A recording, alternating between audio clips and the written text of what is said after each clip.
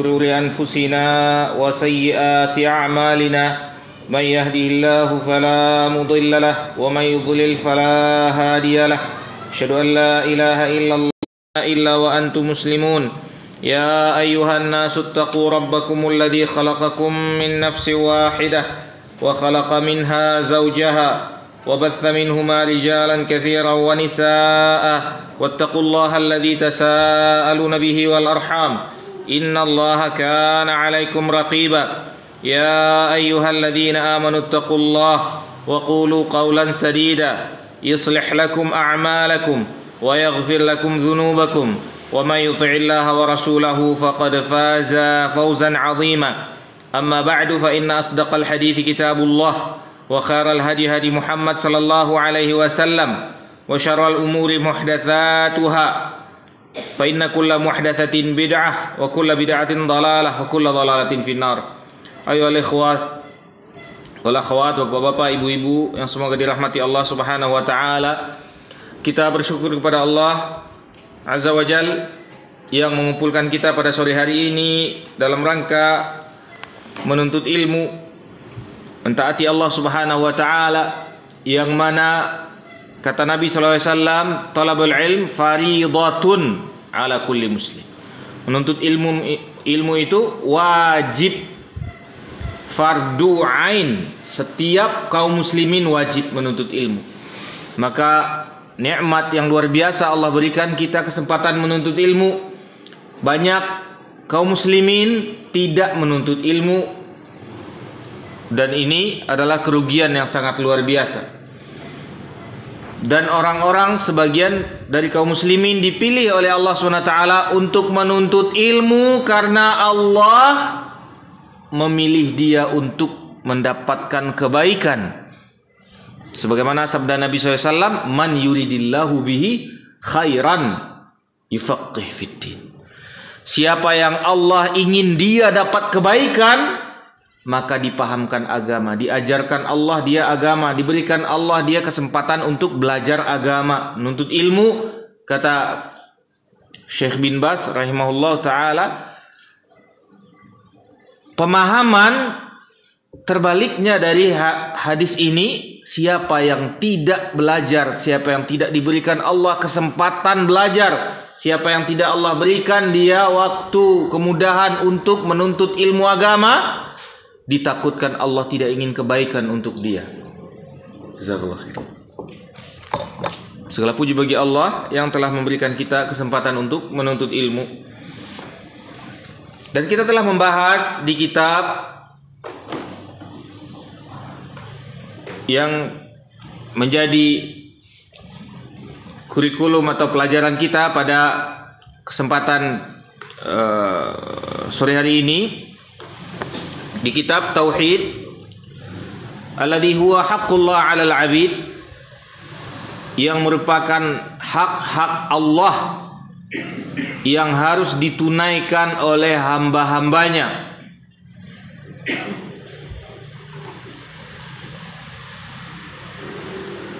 Yang disusun oleh Syekh Muhammad Ibn Abdul Wahhab rahimahullah ta'ala rahmatan wasi'an.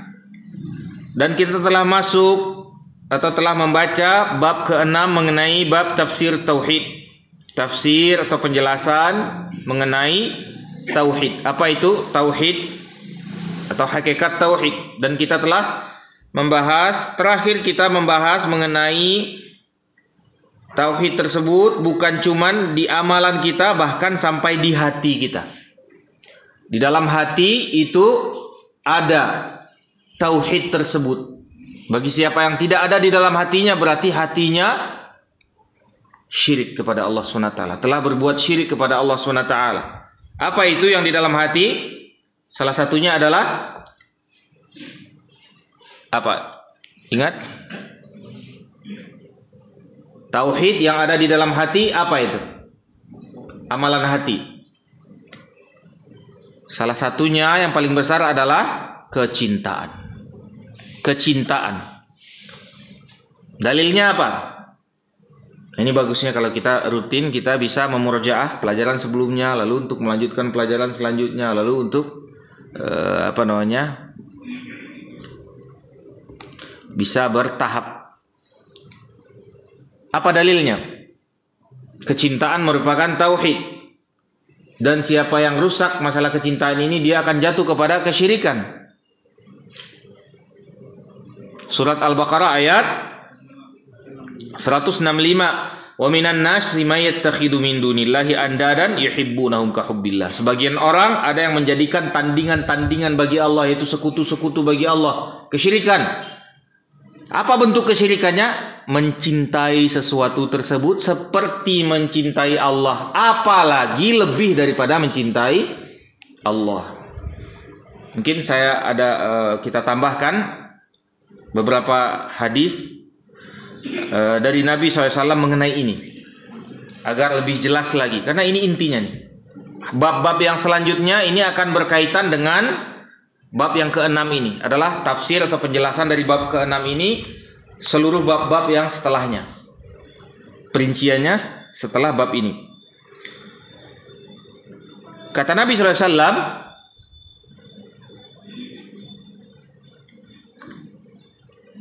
fawalladhi nafsi biyadi la yu'minu ahadukum hatta akuna ahabba ilaihi min walidihi wa waladihi wan nasi ajma'in. Tidak beriman salah seorang di antara kalian. Kalian belum beriman. Belum beriman. Yang tauhid ini kan iman yang benar, ya kan? Kalian belum beriman, kata Nabi SAW.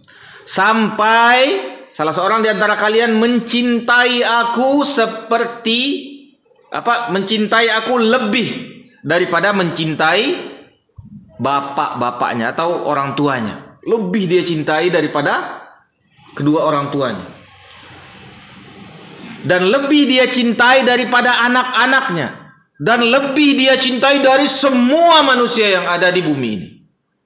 Baru itu sampai kepada iman. Sekarang kita tanya, sudahkah kita begitu? Apalagi kaum muslimin, sudahkah kaum muslimin seperti itu? Ada orang yang tergila-gila sekarang kepada artis, bisa sampai pingsan dia kalau ketemu artis itu. Sholat nggak pingsan dia. Ada yang tergila-gila sampai semua kamarnya tuh ada gambar Ronaldo-nya, ada gambar Messi atau apalah namanya tuh yang Messi ya. Pokoknya ada kecintaannya yang luar biasa. Kalau ilmu ada yang di rumah itu gambar Albert Einstein, gambar ini segala macam. Kecintaannya luar biasa. Kalau kepada wanita itu kayak film India itu, aku mati kalau tidak denganmu segala macam. Kecintaannya itu sudah melampaui batas. Ini kecintaan ini syirik, dan banyak orang tidak mengerti masalah ini. Kesyirikan ini. Kalau dia mencintai sesuatu seperti mencintai Allah, apalagi lebih daripada mencintai Allah. Kalau azan dia nggak datang ke masjid, subuh-subuh nggak bangun dia. Coba kalau ada perempuan yang mengajak jogging pagi-pagi, langsung bangun dia, ya kan? Jogging nih berdua kan gitu kan? Ini ada masalah ini di hatinya. Tidak beriman demi Allah, kata Nabi SAW, demi Allah yang jiwaku ada di tangannya. Tidak beriman salah seorang di antara kalian sampai aku lebih dia cintai daripada kedua orang tuanya, lebih daripada mencintai anaknya, dan lebih daripada mencintai semua manusia yang ada di bumi. Satu, ini hadis Bukhari. Selanjutnya, ketika Umar masuk Islam. Sebelum kita masuk ke pelajaran kita murjaah yang kemarin, sambil kita tambah dalil-dalilnya untuk lebih menguatkan. Umar ketika masuk Islam, kata Umar, demi Allah ya Rasulullah, engkau paling aku cintai sekarang daripada semua orang. Engkaulah yang paling aku cintai kecuali diriku. Yang paling aku cintai adalah engkau ya Rasulullah, paling tinggi setelah diriku. Kata Nabi SAW, demi Allah kamu belum beriman. Kata Nabi SAW, kamu belum beriman. Ini sahabat ini. Ini saya bacakan hadisnya biar sesuai teks. Kunna ma'a Nabi sallallahu alaihi wasallam wa huwa akhidun bi yadi Umar bin Al-Khattab faqala lahu Umar ya Rasulullah la anta ahabbu ilayya min kulli syai' illa min nafsi. Engkau lebih aku cintai daripada semua yang ada ya Rasulullah. Setelah diriku ya Rasulullah, setelah mencintai diriku. Kata Nabi SAW, faqala Nabi SAW, la walladhi nafsi biyadi. Tidak, belum, kamu belum beriman. Demi Allah yang jiwaku ada di tangannya, hatta akuna ahabba ilaika min nafsik, sampai aku lebih kamu cintai daripada diri kamu sendiri. Kita bisa mengorbankan jiwa kita, mengorbankan diri kita untuk kecintaan kita kepada Rasulullah SAW. Faqala Nabi SAW, faqala lahu Umar mengatakan fa innahul an. Baiklah ya Rasulullah, sekarang katanya. Sekarang kalau memang begitu iman yang benar, sekarang kata Umar, wallahi la anta habu ilayya min nafsi, demi Allah engkau lebih aku cintai sampai lebih aku cintai daripada diriku. Kata Nabi sallam, faqala Nabi sallallahu alaihi wasallam, al-ana ya Umar, sekarang kamu baru beriman ya Umar. Ini yang iman yang benar. Jadi ada orang masuk Islam tapi dia belum beriman dengan iman yang benar. Qalatil a'rabu amanna, kata Allah. Banyak orang-orang Arab Badui, orang pedalaman mengatakan kami beriman. Qul lam tu'minu, kalian belum beriman, kata Allah. Walakin qulu aslamna, katakanlah kami sudah Islam, kami sudah masuk Islam sudah. Tapi kalau iman yang benar belum. Itu belum beriman yang benar. Sampai dia benar-benar mencintai Allah dan Rasulnya lebih daripada apapun di dunia ini, sampai bapak dan ibunya, sampai lebih daripada anak-anaknya, sampai dia lebih mencintai daripada diri dia sendiri. Nah kan ada orang sekarang nyanyi-nyanyi, bikin pentas, bikin acara, nanti judulnya Cinta Rasul, Cinta Rasul, Cinta Rasul. Ini kita katakan ini cinta Rasul, zat Rasulullah SAW. Cinta Rasul itu ada dua. Cinta zatnya atau cinta badannya, cinta fisiknya. Yang kedua cinta ajarannya. Ini harus dibedain nih, catat Pak, penting ini. Yang digembor-gemborkan oleh ahlul bid'ah sekarang apa? Cinta fisiknya Rasulullah SAW ini sama dengan cintanya Abdul Muttalib, Abu Talib, Abu Lahab dan Abu Jahal sebelum mereka marah kepada Rasulullah SAW. Mereka mencintai Rasulullah SAW, dipelihara sama mereka. Abu Talib lebih mencintai Rasulullah SAW daripada anak-anaknya semuanya. Nabi SAW diberikan kursi khusus. Kursinya, tempat duduknya Abu Talib itu tidak ada yang berani anaknya sedikit, karena dia pembesar, tidak berani anaknya duduk di situ, kecuali Rasulullah SAW didudukkan di situ. Nabi SAW kalau makan, anak-anaknya dikasih makan semuanya. Nabi SAW tidak suka berebut, biasanya Nabi SAW mundur, maka Nabi SAW diberikan mangkok khusus untuk makan Nabi SAW. Nabi SAW diusir oleh semua orang Mekah, diusir, di boykot, diusir, sampai kaum muslimin tidak punya makanan lagi, diboykot, nggak boleh berdagang, nggak boleh memberikan makan, nggak boleh memberikan minum, diboykot. Abu Talib ikut, dia ikut diboykot, muqata'ah, membela anak saudaranya, membela ponakan saya, ikut ponakan saya. Sampai mati Abu Talib membela Nabi SAW, dan dia sangat mencintai Nabi SAW sampai mati. Nah, cinta-cinta ahlul bid'ah yang mengatakan cinta Rasul sekarang, itu cintanya Abu Talib baru, cintanya kepada fisiknya Nabi SAW. Seharusnya kita cinta kepada fisiknya dan ajarannya. Masa cinta kepada Rasulullah SAW dia melakukan bid'ah? Cinta kepada Rasulullah SAW dia tidak mau mengikuti ajaran Rasulullah. Cinta kepada Rasulullah SAW dia menganggap perbuatan dia lebih baik daripada ajaran Rasulullah. Ini bukan cinta kepada Rasul. Kalaupun cinta ini cuma cinta kepada fisiknya. Orang kafir juga melakukan itu. Orang musyrik juga melakukan itu. Paman-pamannya Nabi SAW juga begitu. Abu Lahab, Abu Jahal mencintai Nabi SAW. Sampai Nabi SAW ketika hijrah baru mereka mulai menentang Nabi SAW. Sampai budaknya Abu Jahal menjadi ibu susunya Nabi SAW. Makanya Abu Jahal, ada seseorang mimpi ketika Abu Jahal di neraka, dilihat Abu Jahal di neraka, dia diberi Allah terkadang satu waktu untuk istirahat, ada jam istirahatnya dia di neraka. Ketika ditanya, kenapa kamu dapat ini? Karena dulu saya pernah menyusui Muhammad SAW dari budak perempuan saya, Suwaibah namanya, ibu susu Nabi SAW. Ini budak perempuannya Abu Jahal.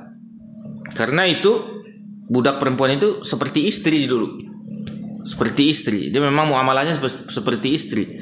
Mereka yang menyusui Nabi SAW.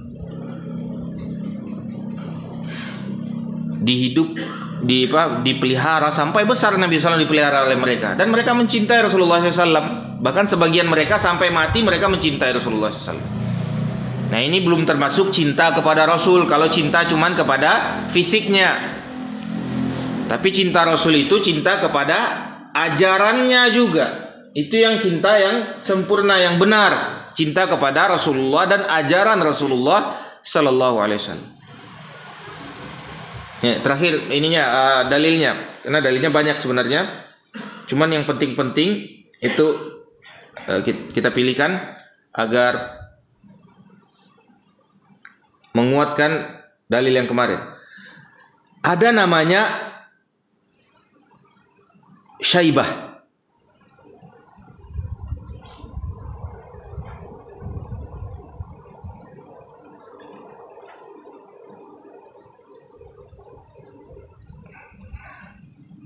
Ketika perang Hunain, dia pergi. Dia ini awal-awalnya masuk Islam ini nifak, munafik, sebagai orang munafik. Karena dia bapaknya terbunuh di perang Badar. Bapaknya dan pamannya terbunuh di perang Badar. Yang satu Ali bin Abi Thalib yang bunuh, yang satu Hamzah yang bunuh ketika duel. Dia masuk Islam ketika sebelum perang Hunain. Ketika ikut perang Hunain. Perang Hunain itu setelah Fathu Makkah, melawan Hawazin, suku Hawazin. Dan ribuan orang, jumlahnya sekitar 12 ribuan orang. Nah, ketika itu banyak sudah mulai ada orang-orang munafik. Sebelum Fathu Makkah itu belum banyak orang munafik, tapi setelah itu mulai banyak orang-orang munafik. Setelah di Madinah, apalagi setelah Fathu Makkah itu mulai jelas banyak orang-orang munafik. Salah satunya Syaibah ini masuk Islam. Dia berharap kalau seandainya nanti di perang punya kesempatan, saya mau bunuh Muhammad. Karena dia bunuh bapak saya dan dia telah bunuh ini paman saya. Itu Ali dan Hamzah yang bunuh. Nah, ketika perang Hunain, kan Allah SWT kan berfirman, laqad nasarakumullahu fi mawatin katsiratin wa yawma Hunainin id a'jabatkum kathratukum falam yughni 'ankum syai'an wa dhaqat 'alaikumul ardu bima rahabat tsumma wallaytum mudbirin. Dan Allah telah menolong kalian di tempat-tempat yang sangat banyak datang pertolongan Allah. Dan pada hari Hunain, perang Hunain, kalian bangga dengan jumlah kalian yang banyak, kata Allah. Lalu Allah porak-porandakan kalian semuanya berhamburan, ketakutan, kabur semuanya. Tsumma wallaitum mudbirin. Lalu kalian lari semuanya ketakutan, lari wallaitum, membelakang semuanya, kabur semuanya. Cuman beberapa orang yang tidak kabur. Salah satunya Rasulullah SAW dan beberapa orang sahabat. Nah, ketika Nabi SAW memanggil lagi, wahai ahlul badar, balik. Wahai orang-orang yang baiat Aqabah, balik. Disuruh balik oleh Nabi SAW. Sebagian mulai balik, mulai lagi menghadapi pasukan Hawazin. Syaibah di situ di samping Nabi SAW. Syaibah melihat, ya Rasulullah, ada kuda-kuda datang, kuda-kuda penunggang-penunggang kuda yang sangat besar, yang sangat luar biasa. Inni ara khailan balqa. Ya Rasulullah, aku melihat kuda-kuda sangat banyak datang, kuda-kuda putih yang sangat besar gitu, sangat luar biasa, yang gagah berani lagi. Qala ya Syaibah, kata Nabi sallallahu alaihi wasallam, wahai Syaibah, innahu la yaraha illa kafir. Ini enggak ada yang bisa melihat kecuali orang kafir yang bisa melihat. Berarti apa nih Syaibah ini? Orang kafir ini, malaikat datang berkuda. Syaibah lihat, ya Rasulullah, saya lihat kuda-kuda banyak datang.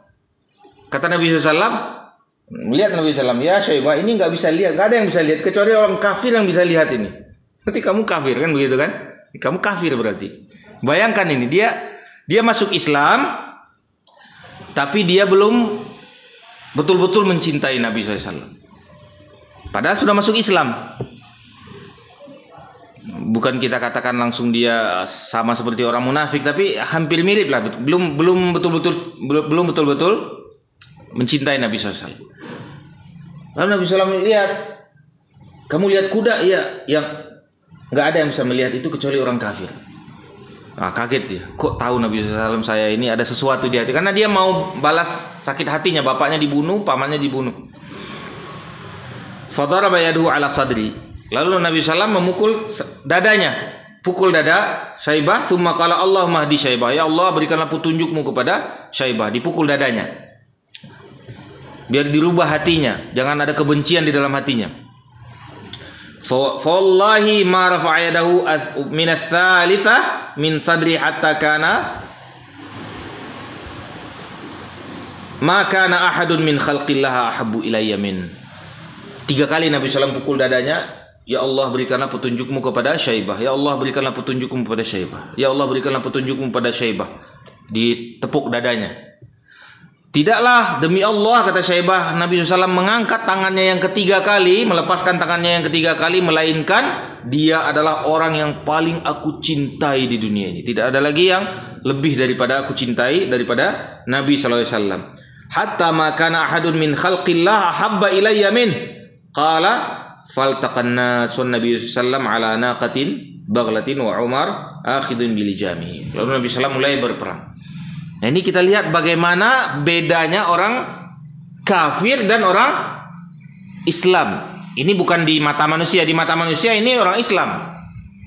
Tapi di sisi Nabi SAW atau di sisi Allah SWT ini Syaibah kafir. Padahal dia bersama Nabi SAW berperang nih. Tapi Nabi SAW tahu dia kafir. Ya Syaibah, tidak ada yang bisa lihat kecuali orang kafir. Berarti kamu kafir, kamu masih kafir ini. Bagaimana dia masuk Islam? Siapa yang dengar tadi? Bagaimana dia, tandanya dia sudah masuk Islam? Atau dia sudah sampai kepada Islam yang benar? Bagaimana caranya? Dia mencintai Rasulullah SAW, paling dia cintai daripada semua yang ada di dunia ini. Dia mencintai Allah dan Rasulnya. Ini tanda orang yang keimanannya benar. Berarti orang yang dia mencintai sesuatu seperti Allah atau seperti Rasulullah, dia cintai sesuatu, keimanannya belum benar. Ini belum benar keimanan. Apalagi mencintai sesuatu lebih daripada mencintai Allah. Dan ini termasuk andadan. Wa minan nasi may yattakhidhu min dunillahi andadan. Sebagian orang menjadikan tandingan-tandingan bagi Allah, yaitu kesyirikan. Orang yang mencintai selain Allah. Taib. Kalau dirinci sangat banyak sekali dalil-dalilnya, tapi ini jarang dibahas.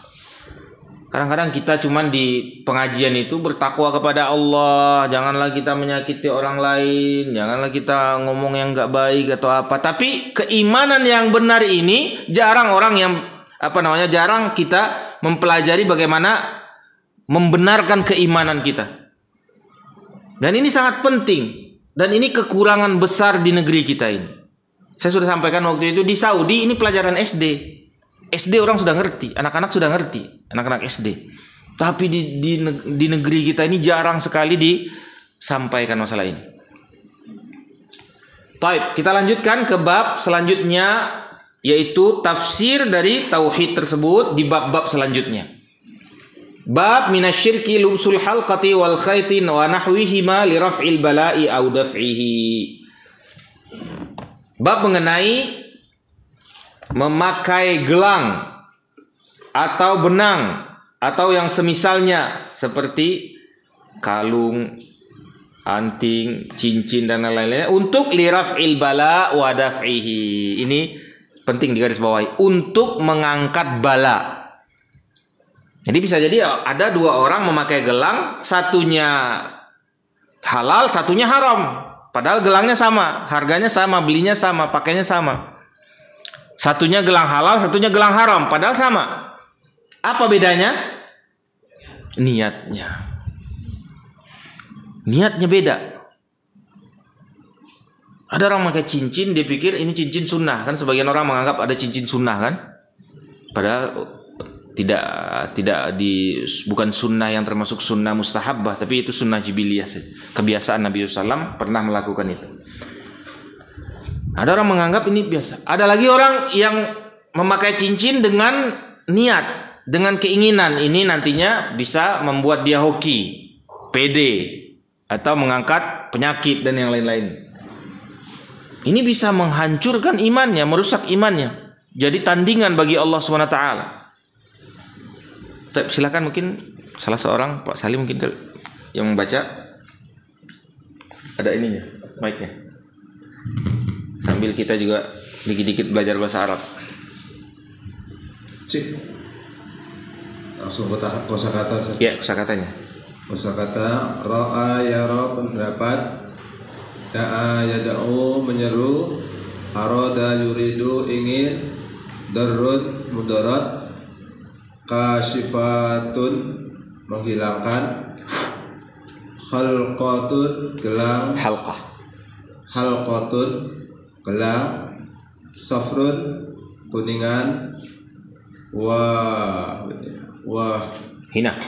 wahina gelang penangkal penyakit, naza'a yanzi'u anza'u mencabut, zada yazidu menambah, aflaha yuflihu beruntung, ta'allaqa yata'allaqu menggantungkan, tamimah jimat ini tolong ditulis sampingnya jimat, artinya tamimah jimat. khaitun benang, wada'a ketenangan, wa qaulullahi ta'ala qul afara'aitum ma tad'una min dunillahi in aradani Allahu bidurrin hal hunna kasifatu dzurrihi. Naam.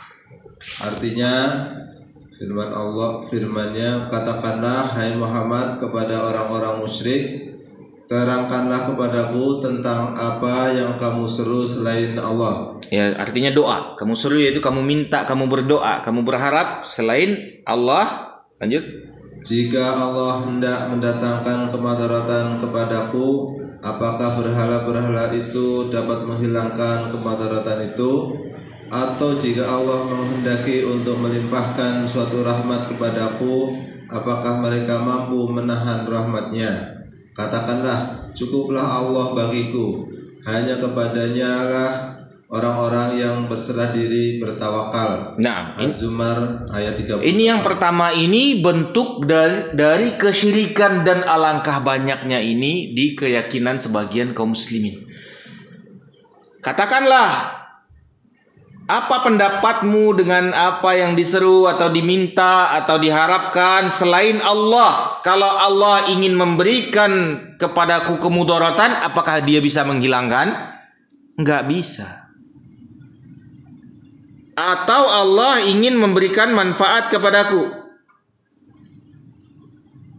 apakah dia bisa memberikan menghalangi manfaat dari Allah? Tidak bisa. Qul hasbiyallah, cukuplah Allah saja. Kalau memang Allah semuanya dari Allah, cukup kepada Allah kita minta, kenapa kepada selain Allah lagi? Kan memang dari Allah semuanya.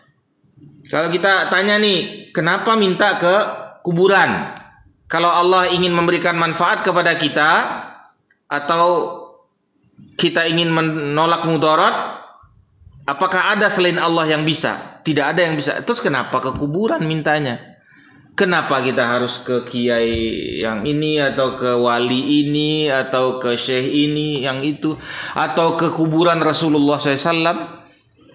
Rasulullah SAW bahkan tidak bisa apa-apa. Walau kuntu a'lamul ghaib lastakthartu minal khair wa ma massani su', kata Nabi SAW.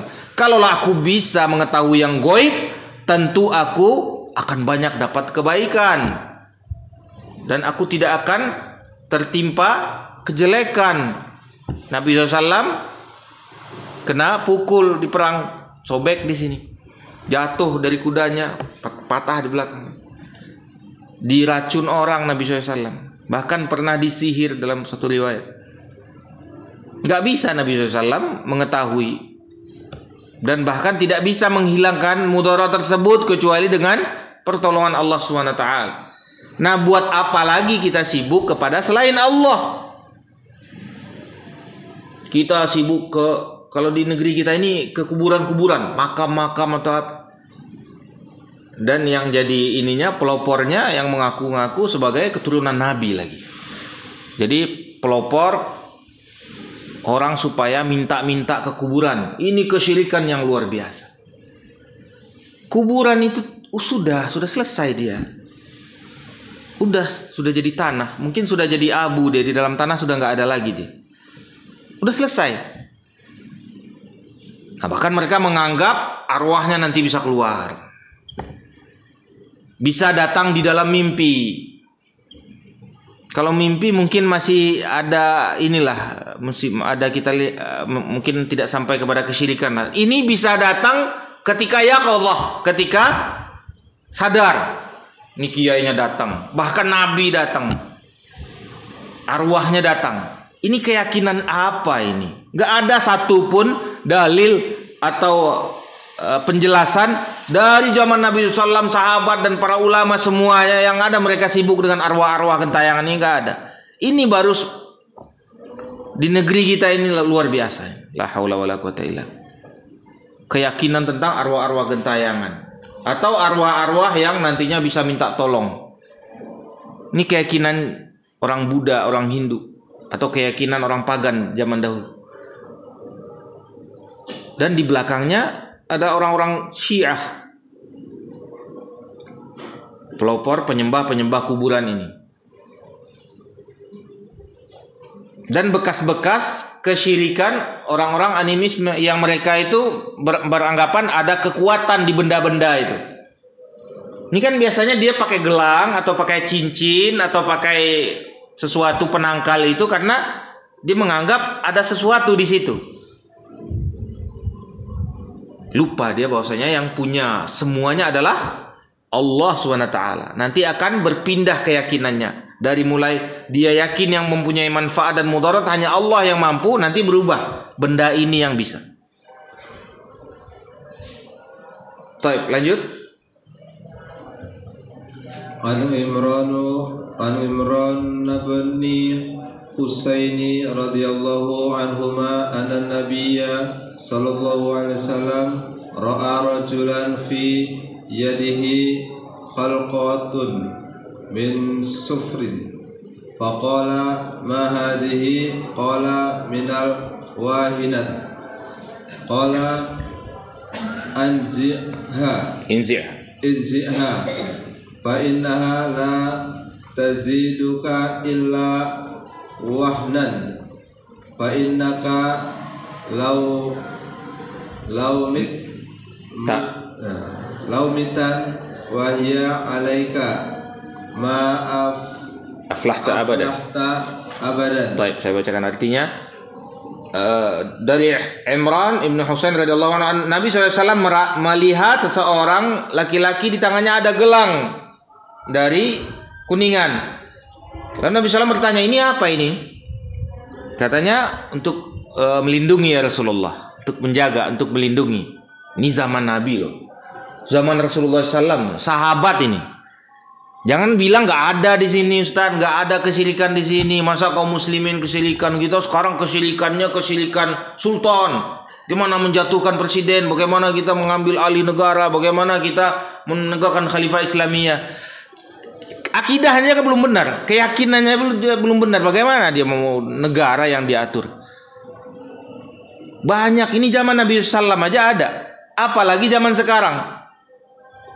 Cabut kata Nabi SAW, putuskan, buang kata Nabi SAW. Kalau seandainya gelang ini masih di tanganmu dan kamu mati dalam keadaan masih memakai gelang ini, kamu mati dan tidak akan beruntung selama-lamanya. Artinya apa? Masuk neraka. Masuk neraka artinya siapa dia? Orang muslim apa orang musyrik? Musyrik dia. Masuk neraka selama-lamanya. Maaflah tak abadan, tidak akan beruntung selama-lamanya. Musyrik ini. Dan ini bukan di sini aja Pak. Di Ka'bah orang lagi tawaf. Dan banyak orang Indonesia juga lagi tawaf, dipegang sama askarinya. Ini apa ini? Gelang ini cerita. Oh, cabut. Mengamalkan hadis Nabi SAW. Askari itu anak-anak muda kayak orang-orang biasa. Cuman dia dari kecil sudah belajar. Dari SD dia sudah tahu ini syirik, ini apa, sudah ngerti dia. Jangankan orang-orang askari, orang awam aja ngerti di situ. Karena mereka belajar dari kecil. Kita kan baru sekarang ini kadang-kadang baru denger ini. Baru sekarang buka kitabnya nih. Mereka udah katam dari SD, udah katam kelas 1 SD, kelas 2 SD udah katam mereka. Nah, banyak sampai di Ka'bah lagi tawaf dipegang sama askari-askari. Ternyata ada jimat, ada keyakinan-keyakinan atau apa. Maka tidak mengherankan di Ka'bah aja sudah begitu, apalagi di negeri kita ini. Makanya kita harus suarakan, kita sampaikan. Harus suara ini menggelegar kemana-mana. Sampai kepada semua orang, semua telinga bahwasanya ini adalah tauhid, ini adalah syirik. Bisa orang membedakan. Ini sunnah, ini bid'ah. Barulah tegak syariat Islam itu. Bukan cuma negara Islam yang mau ditegakkan. Akidah Islam dulu ditegakkan. Syariat Islam dulu ditegakkan. Negara Islam itu nanti insya Allah datang sendiri itu. Kalau tegak syariat Islam, insya Allah negaranya tegak. Kalau syariat Islam itu runtuh, tidak tegak syariat Islam itu, bagaimanapun mau kita menegakkan syariat Islam, menegakkan negara Islam, yang pertama kali akan menentang Islam itu orang Islam sendiri. Ya enggak? Coba Bapak, kalau seandainya nanti Bapak Prabowo, semoga Allah membimbing beliau, mewajibkan semua ibu-ibu wajib pakai jilbab semuanya, yang pertama kali marah siapa? Hah? Orang Islam sendiri, bukan orang kafir yang bakalan marah. Ibu-ibu semuanya harus pakai jilbab. Kira-kira yang pertama kali merontak siapa? Ibu-ibu yang boleh marah itu. Artis-artis semuanya berhenti joget. Kira-kira siapa yang marah pertama kali? Hah? Orang Islam sendiri yang bakalan marah. Berarti kan belum tegak. Syariat Islam itu belum tegak. Apalagi keyakinan Islam ini yang paling penting harus tegak. Keyakinan Islam, iman Islam yang benar ini harus tegak dulu. Jauh perjalanan itu masalah mau menegakkan khalifah atau apa. Jangan mimpi. Sekarang kita tegakkan dulu keimanan Islam yang benar. Yang penting kita selamat dulu dari api neraka. Masuk dulu ke surga, itu yang paling penting dulu.